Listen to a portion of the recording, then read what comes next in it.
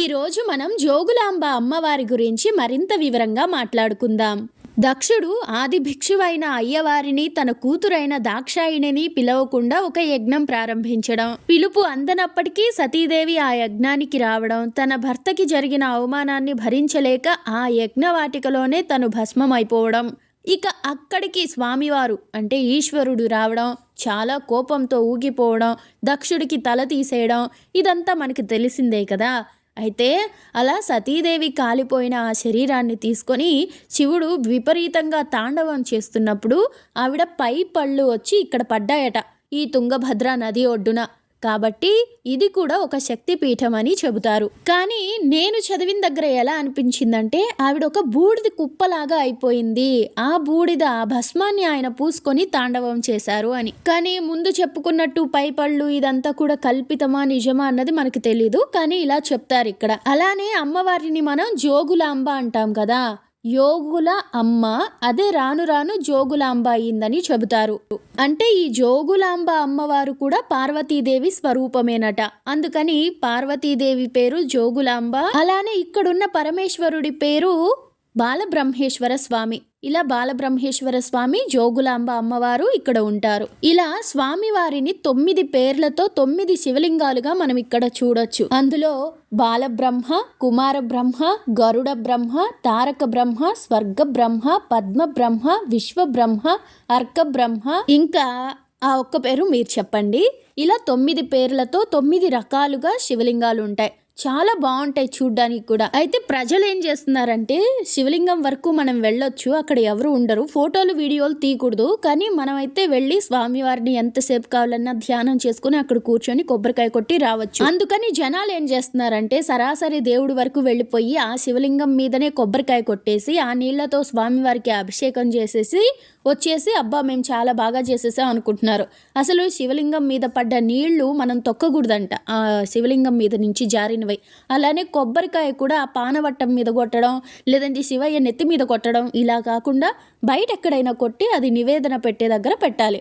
ఇదేది కాకుండా నంది ముడ్డి దగ్గర దీపాలు వెలిగించేయడం, లేదంటే ముక్కు దగ్గర కర్పూరం వెలిగించేయడం, దేవుడి మీద నెయ్యి అలా రకరకాలు పోసేయడం, అలా వదిలేసి వచ్చేయడం. మీరు అభిషేకం చేయాలి అనుకుంటే మొత్తంగా అన్నీ వేసి చేసిన తర్వాత నీళ్లతో స్వామివారిని పూర్తిగా కడిగేసి రావాలి. కానీ జనం మనం ఏం చేస్తున్నామో తెలుసా అండి, అలా పూలు, తేనె, పెరుగు, పాలు అన్నీ పోసేసి పోయడం వల్ల మనకు లాభం వచ్చింది అనుకొని వచ్చేస్తున్నాం. అది మహాపాపం, జన్మ జన్మలు అనుభవించవలసి వస్తుంది. ఆ శివలింగానికి తేనె అవి పోయడం వలన చీమలు ఇంకా రకరకాల పురుగులు ఆ చుట్టూ తిరగడం, స్మెల్ రావడం, అది మంచిది కాదు. అలానే మనం గుడికి వెళ్ళినప్పుడు కూడా ఒక పద్ధతి పాడు అన్నది మెయింటైన్ చేస్తే బాగుంటుంది. అంటే మనం ఏమీ విచక్షణ లేకుండా జంతువుల్లాగా వెళ్ళిపోయి సరసర చేయడం ఇలాంటివి కాదు కదా. మనం ఒక భక్తి భావంతో వెళుతున్నాం, ఒక భక్తుడిలాగా వెళుతున్నాం. మనం నడిచే పద్ధతి, దేవుణ్ణి దర్శించే పద్ధతి, అక్కడ మాట్లాడే పద్ధతి, అదంతా కూడా ఒకలా ఉండాలా. అలా కాకుండా ఎలా పడితే అలా ఉంటే ఎంత సంస్కార విహీనంగా ఉంటుంది. సో ఇది గుడికి వెళ్ళే ప్రతి భక్తులు తెలుసుకోవాల్సిన విషయం. తెలీదని చెప్పట్లా, కానీ మళ్ళీ గుర్తు చేస్తున్నాను అంతే. అంటే ఒక్కసారి ఊహించండి, మనం అందరం డిసిప్లైన్డ్గా చాలా మంచిగా ఆ గుడిలో ఒక్కొక్కటి చూసుకుంటూ, చిన్నగా మాట్లాడుతూ, మంచిగా నవ్వుతూ, చెత్త చెదారం ఎక్కడ పడితే అక్కడ పడేయకుండా, ఒకరి మీద ఒకరు పడిపోయి దర్శనం చేసుకోకుండా ఒక లైన్ పద్ధతి పాటిస్తూ ఇలా ఉంటే ఎలా ఉంటుంది? అసలు ఊహిస్తుంటేనే ఎంతో బాగుంది. అలాంటిది జనాలు విచ్చలవిడి ఇటు పడేస్తారు, అటు పడేస్తారు, ఇక్కడ తింటారు, అక్కడ ఉమ్మతారు, గుడిలో కూడా. సర్లేండి, ఇలా చెప్పుకుంటూ పోతే చెప్పేస్తూ ఉంటాను, క్షమించాలి. ఇక తిరిగి ఇక్కడికి వచ్చేద్దాం. నవబ్రహ్మ ఆలయాలలో మనకు బాలబ్రహ్మేశ్వర స్వామి ఆలయం ముఖ్యం అన్నమాట. 9 గుడులలో కూడా బాలబ్రహ్మేశ్వర స్వామి గుడి ప్రత్యేకంగా చూస్తూ ఉంటాం. ఆలయానికి ముందు ఇప్పుడు మనం చూస్తున్నాం కదా ధ్వజస్తంభం, దానికంటే ముందు 2 గుడులు ఉన్నాయి. ఆ గుడుల్లో స్వామివారు మెట్లకి కిందకి దిగితే 4 మెట్లు అక్కడుంటారు, చిన్న చిన్న శివలింగాలు. అలానే ఇది బాలబ్రహ్మేశ్వర స్వామి ఆలయం పక్కన ఉన్న రేణుకాదేవి పూజ చేస్తారట. అయితే ఇక్కడ ప్రతి మంగళవారం, శుక్రవారం పూజ చేస్తారు. ఒక 11 ఆ టైంలో పెళ్లి కాని వాళ్ళకి పెళ్ళి అవుతుందని నమ్ముతారు. అయితే ఇక్కడ నుంచి మనం ఈ 9 గుడులు చూసుకున్నట్లయితే ఒక్కొక్క గుడి ఒక్కొక్కలా ఉంటుంది. అసలు ఇంతింత స్తంభాలు, ఇంత పెద్ద గుడులు. ఇంకొకటి తెలుసా, ఇక్కడ ఈ గుడిలో పైకి తలెత్తి చూసామనుకోండి, పైన కూడా బొమ్మలు కనిపిస్తాయి. అది ఈ గుడి స్పెషాలిటీ. అంటే బాదామి చాళుక్యులు కట్టించిన గుడులలో స్పెషాలిటీయే ఇది. అవి బయట నుంచి చూసినా కూడా చాలా రిచ్గా ఉంటాయి. అలానే లోపల చూసినా కూడా ప్రతి స్తంభానికి పైన కింద చుట్టూ అన్ని వైపులా శిలలతో మంచి నిర్మాణంతో భలే ఉంటాయన్నమాట. అవి ఒకసారి చూడాల్సిందే. అయితే ఈ వీడియోలో ఏది ఎక్కడ ఉంది అని మీకు చెప్పకుండా చేసేస్తున్నాను. కానీ రాబోయే వీడియోలో మీకోసం తప్పకుండా ఏది ఎక్కడుంది, ఇక్కడ కనిపించే వాళ్ళు ఎవరు, ఇలాంటివి ఇంకాస్త డీటెయిల్డ్గా చెప్పడానికి ప్రయత్నం చేస్తాను. ఇప్పుడైతే పైన ఆ చరిత్ర అంతా కూడా చెప్తాను. అయితే దాదాపుగా 1400 సంవత్సరాల క్రితం, అంతకు ముందు వెళ్ళిపోతే అప్పుడు అందరూ రాజులే కదా, అందులో ఈ ప్రాంతాన్ని పరిపాలించేది బాదామి చాళుక్యులు. వాళ్ళకి ఒక ఆయన ఎవరో ఉన్నారు, రససిద్ధ అని. ఆయన ఈ ప్లేస్లో ఏదో చేసేవాడంట, అంటే గోల్డ్ తయారు చేసేవాడట, అంటే ఆల్కెమిస్ట్ ఏదో అంటారు కదా అలా.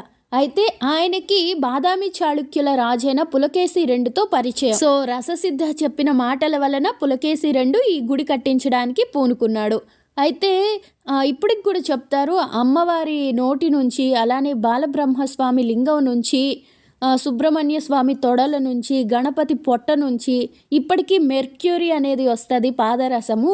అంటే దానికి ఏదో తంత్రం ఉందంట, అది చేస్తే ఇలా ఈ ప్లేసెస్ నుంచి మెర్క్యూరీ వస్తుంది అని చెప్తారు. మరి చేసిన వాళ్ళు లేరు, చూసిన వాళ్ళు లేరు. అయితే ఇలా 1400 సంవత్సరాల క్రితం ఈ గుడి కట్టేదానికంటే ముందు ఈ తుంగభద్ర నది ఒడ్డున బ్రహ్మ తపస్సు చేశాడంట పరమేశ్వరుడి గురించి. అందుకని కూడా దీన్ని బ్రహ్మేశ్వర స్వామి అని శివుణ్ణి పిలుస్తారు అని చెప్తారు.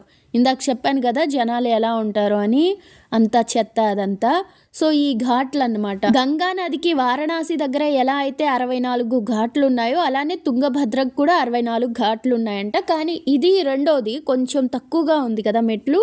మొదటిది పెద్ద మెట్లతో బాగానే ఉంటుంది, రెండోది ఇక్కడ. అలానే ఇంకా దారి పొడవునా ఉన్నాయి కానీ అవంతా చాలా పాడుపడిపోయినట్లు, అలానే వేరే వేరే గ్రామాలలో ఉన్నాయి. సో వాటినన్నిటినీ చూడలే, అక్కడ స్నానాలు కూడా చేసుకోలే, బట్ ఇక్కడ చేసుకోవచ్చు. మొదట మనం గుడికి వస్తే స్నానం చేసుకొని అమ్మవారిని అయ్యవారిని దర్శించుకొని ఇవన్నీ చూసుకొని, ఇక్కడే నాగుల కొలను అని ఒకటి ఉంటుంది. అక్కడ పెద్ద ఇదిగా ఏం లేదు కానీ ఆ ప్లేస్లో ఎప్పుడో పూర్వం నాగులు వచ్చి స్నానం చేసిపోయేవట ప్రాతకాలంలో, అందుకని దాని గుర్తుగా అలా ఉంచారు. సో ఇవన్నీ చూసుకొని తిరిగి రావచ్చు. అసలు ఇక్కడ ఒక్కొక్క గుడిని, ఆ గుడి చుట్టూ ఉన్న పరిసరాలని, ఆ రాతి కిటికీలని, రాతి కట్టడాలని, ఇవన్నిటినీ చూస్తుంటేనే మనకు మనసు చాలా, అంటే ఎక్కడికో పాతకాలము గుడికి, లేదంటే మన తెలుగు రాష్ట్రాల్లో కాకుండా బయటకి వెళ్ళిన ఫీలింగ్ వస్తుందన్నమాట బయట గుడులు చూసినట్లు. అయితే ఇక్కడ చాలా వాటికి అంతా పాడైపోయినట్టుంటాయి. ఆ శిల్పాలన్నీ కూడా ముక్కు తీసేసినట్లు, తల తీసేసినట్లు, అలానే నందికి కూడా తల తరిగేసినట్లు ఇలా ఉంటాయి. ఇవన్నీ ఎవరు చేశారో తెలుసా? ఆ బాదామి చాళుక్యులు అయిపోయిన తర్వాత ఒక 700 సంవత్సరాలు గడిచిన తర్వాత ఈ కర్నూలు నవాబులు ఎవరైతే ఉన్నారో, బహమనీ సుల్తాన్లు అనేవాళ్ళు, వాళ్ళు ఆ చుట్టూ ఉన్న గుడులన్నీ కూడా నాశనం చేశారు. అలా ఈ గుడులను కూడా చాలా ధ్వంసం చేశారు. మనం అవి ఇప్పటికీ చూడొచ్చు, పాడైపోయింది.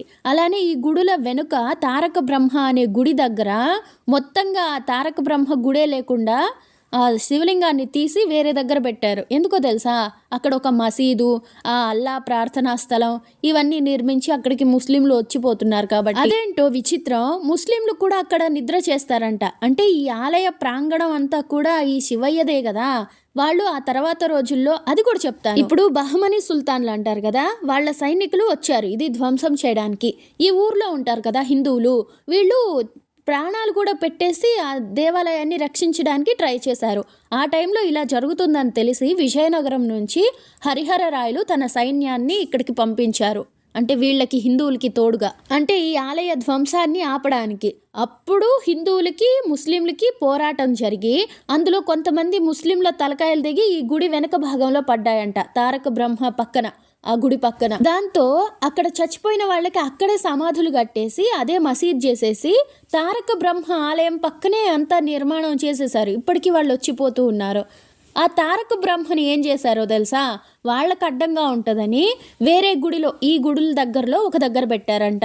అసలు ఇదంతా కూడా ఆయన ప్రాంగణమే కదా, అందులో వాళ్ళ సమాధులు ఏంటి అంటే, ఒక ఆలయంలో సమాధులు పర్లేదు, శివయ్య కాటికాపరి, ఆయన భస్మం పూసుకుంటాడు, అదంతా ఓకే.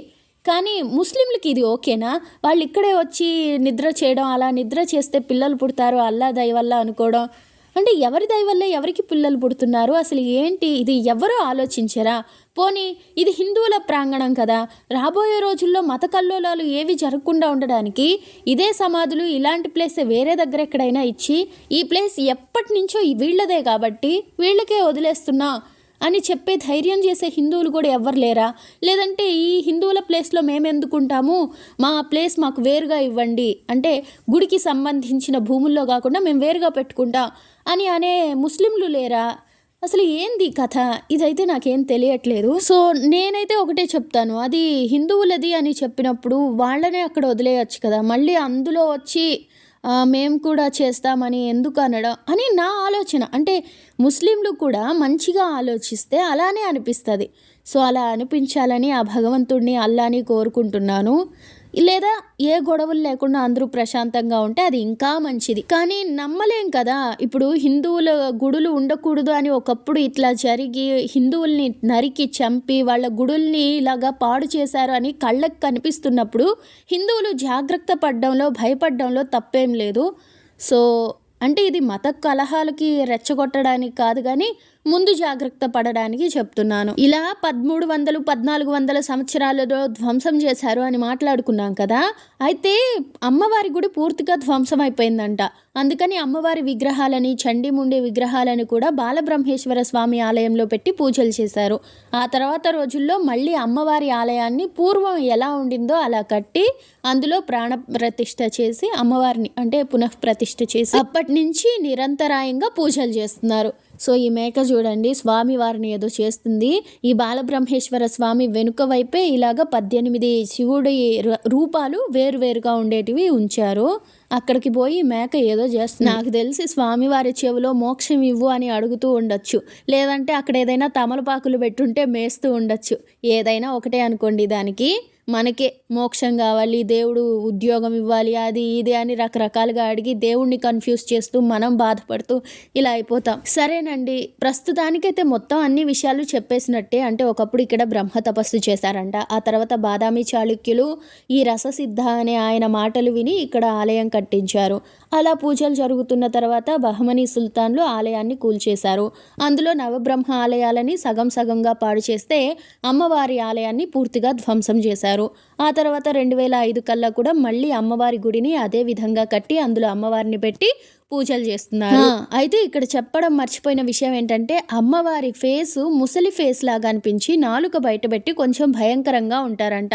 అంటే వృద్ధ అమ్మవారు అని చెప్తారు. అయితే ఈ గుడి వెనుక వైపు కొంచెం మనం పాపనాశిని ఆలయం వైపు వెళ్లే దగ్గర మరొక గుడి ఉంది అమ్మవారిది. అక్కడ ఏంటంటే అమ్మవారు పసి రూపంలో ఉంటారు. మరీ పసిగా కాదు, అంటే ఒక వయసులో ఉన్న కన్యలాగా ఉంటారనమాట. అంటే ఫేస్ చాలా మంచిగా. ఆ ఆలయం గురించి కూడా చెప్పాలంటే అది కూడా అంతే, అంటే ఈ గుడి కట్టినప్పుడే కట్టారంట. దాన్ని కూడా పూర్తిగా ధ్వంసం చేసేసారు తర్వాత ఈ బహ్మనీ సుల్తాన్ వాళ్ళు. అయితే వీళ్ళు ఈ గుడి కమిటీ వాళ్ళు ఎవరైతే ఉన్నారో వాళ్ళు ఆ ప్రదేశాలంతా వెతుకుతూ ఉన్నప్పుడు అక్కడ కూడా ఒక ఆలయం ఉన్నట్లు కనిపించి ఆ చుట్టుపక్కల త్రవ్విస్తే అక్కడ అమ్మవారి విగ్రహం బయటపడిందంట. అది కూడా చాలా చమత్కారంగా బయటపడిందంట.